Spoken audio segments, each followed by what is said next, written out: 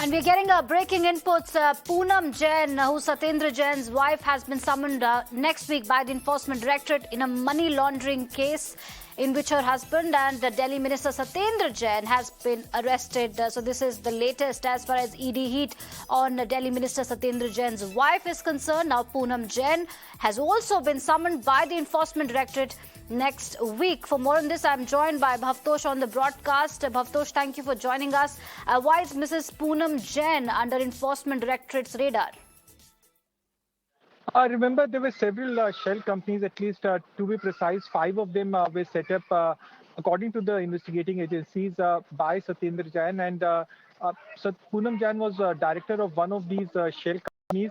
What ED has said is that while carrying out the money laundering probe, even after Satyendar Jain ceased to be director of these shell companies, Poonam Jain continued to be director of these companies.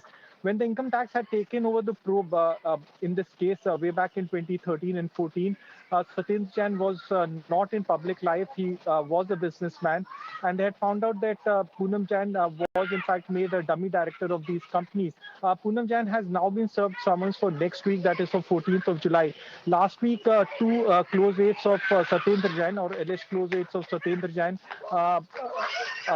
one of them was in fact arrested and then subsequently sent on police custody remand.